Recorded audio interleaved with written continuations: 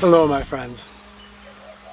First of all, thank you so much for just the outpouring of support that we got over this YouTube thing, the comment thing. Wow, it was really overwhelming, and the positivity very uplifting. So thank you. It was especially good to know that if we did elect to move to a platform, that many of you would follow us. And that meant a lot to hear, because we know it would mean extra steps on your part. So I'll share the story, and I'm going to share a little bit about COPPA, the law behind this. And keep in mind, I am not a lawyer or expert on it at all. I've been trying to learn what I can about it. That was due to following some links provided by Kathy and Paleo Greenbird to a couple different channels. One was Roberto Blake and Ian Corzine. Ian Corzine is a social media lawyer and talks in depth about COPPA and what it means.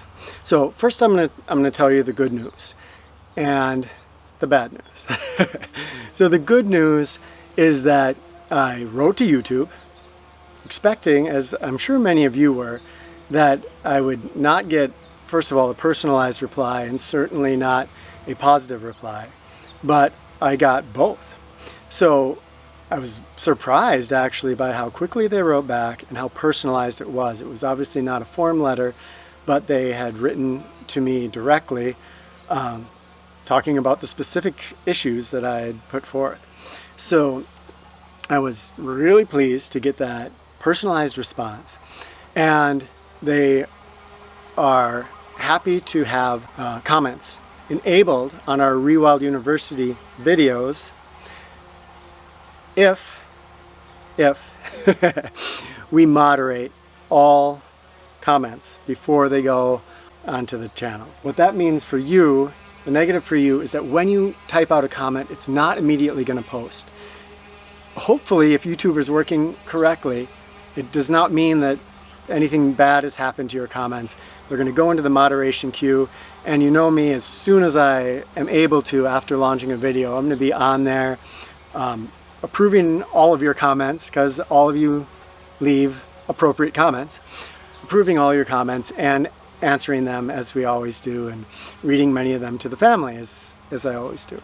So that's the good news. It's an extra step for us. It is for you.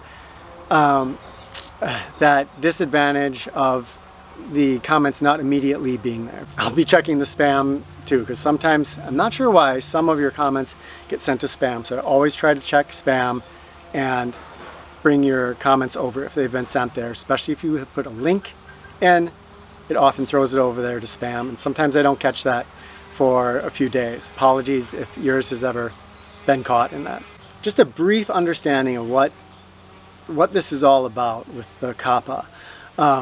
And again, I'm going to leave a link to Roberto Blake's video on this, which I think really explains it well. So if you're interested, you can go there.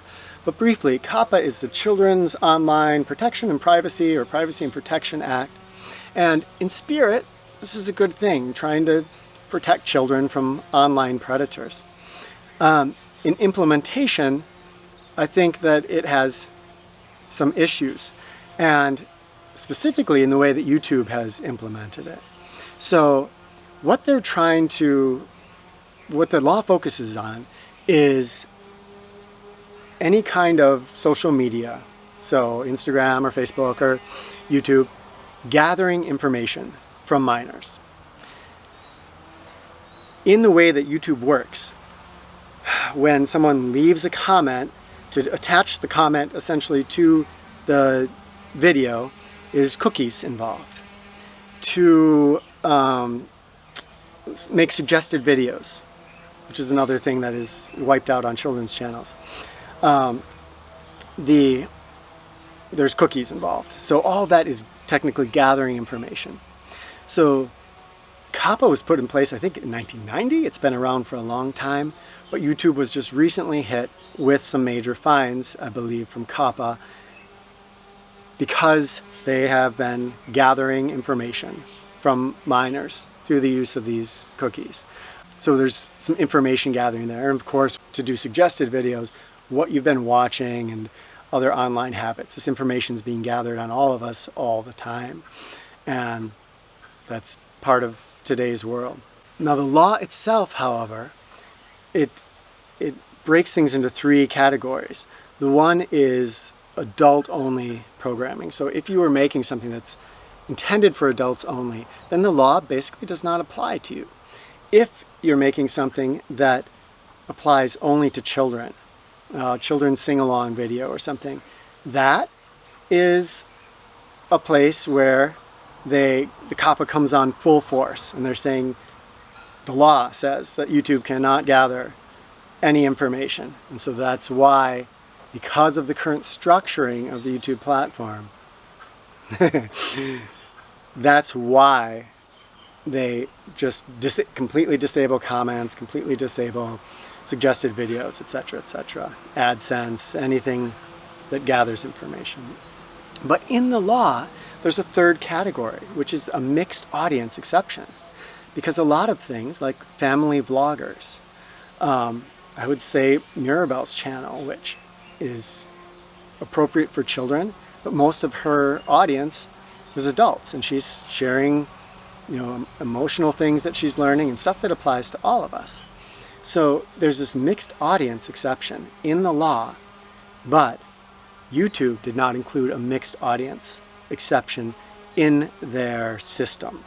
So in the system, you have to choose, is your video for an adult or is it for a child? It's black and white. And that's where it gets tricky on the side of creators. Roberto Blake pointed out that here we are, the creators and the audience that are involved in the creationary process and witnessing the creation, but that YouTube itself is really basically made up of engineers. And so they have an engineering mindset. When they're looking at how to deal with this problem, this COPPA problem, they're looking at it in that engineering way, and how in the system can we make it so that we can most efficiently take care of this issue, and not a lot of thought going into how is it going to impact creators and viewers. And that's unfortunate, because the YouTube system could be engineered differently, I believe. And so there would be other solutions to this, but it would require a lot more work and expense on the part of YouTube to re-engineer their system so that it wasn't dependent on this sensitive data gathering that COPPA is concerned with. Now that you understand that kind of black and white, is it for children, is it for adults, that's where the possibly bad news comes in. So we're talking about Mirabelle's channel. And for a lot of you, this might not be a big deal. You might not even be subscribed. For others of you, I know you really appreciated her channel and the things that she was sharing. And boy, Daniel, I'm thinking of you and what you just wrote about your family and Emmett and Graham and how much they appreciate those videos. And I'm going to be reading that to Mirabelle as soon as she comes down. The trick there is that we have to either designate her channel as for adults or for children. And in the way I see it, she would be in that mixed exception part of the law. It's by a child, and often it's just her. Often I'm in there with her, helping her with WID skills. But it's really meant as a family channel, meant for adults and children in a family, to inspire children and adults to have better emotional intelligence, to stop when they're getting angry and look at the mental processes going on, and to challenge the way their minds work, and to get out and practice the wood skills and starting fires and using a knife. So that mixed exception, I think she would be fine in the law, but we have to make this decision on what button to hit. And if we hit the one button, we put ourselves at risk of the fines from COPPA. If we hit the other button, and this is a really important point, if we hit that other button, all the comments that have ever been made on her channel are gone. That's what YouTube currently did to her channel. And I'm in talks with them to see, if we do have that choice. So I'm not even positive we have that choice with her. But that all those are gone, and that YouTube is going through and disabling comments. We're going to see this happening over the next few years. We're hit kind of early with it. That, unless they make a change, which I hope they do, we're going to see comments disappear from all kinds of videos. And we can think, oh, whatever, they're just comments. But that you put, collectively, you have all put thousands of hours into commenting on our ReWild U videos and on the Mirabout videos. And those comments aren't just like, hey, cool video. Sometimes you've taken the time to write essays, sharing your life experience, sometimes really vulnerable things, stuff that can help other people out, resources or links. There's so much goodness that happens in those comments. And for it to just be wiped out, that's what hit us so hard when this was going to be brought down on our channel, is that every video that had our kids in it was going to be comments disabled. And you have put in tons of time and effort into taking the time to comment and to leave your thoughts, your wisdom, your experiences. I, often Mirabelle, have taken a lot of time and effort to respond to those, to answer back. So it's like all this time and energy that we've all put into building community just could be wiped out. So that to me is the real tragedy of what's happening here. And I realize that not all channels have the kind of community that we all share here, but some do. And especially you look at family vlogging channels, which are going to be hit hard with this. Hopefully they will know that they can write in, and hopefully this exception will be made for them too. But that there's all this goodness in this connection, that because of a decision that YouTube has made that actually is not really required by the law, because again, the law does have that mixed audience exception, that all that could just be gone. After this whole thing, I find myself very surprised in a happy way with YouTube that they responded to us very personally, saw that it was a family channel, and have allowed us a workaround. On the flip side, that there's not some, as is built into the law, there's not some provision for that mixed audience exception, because I think there's a big, very valuable part of YouTube that would fit under that mixed audience exception. They point out, if you're a gamer, this goes for gaming channels. Really hard to say, is this for kids or adults? It's mixed. But they are forced now to make this decision. Is it for kids if it's for adults? And there are fines that can be levied against YouTube, actions that can be levied against the creators, and even fines levied against the creators if they make the wrong decision, especially if they're a big channel and draw attention to themselves. Boom. So that went on longer than I wanted it to, and hope it wasn't too much.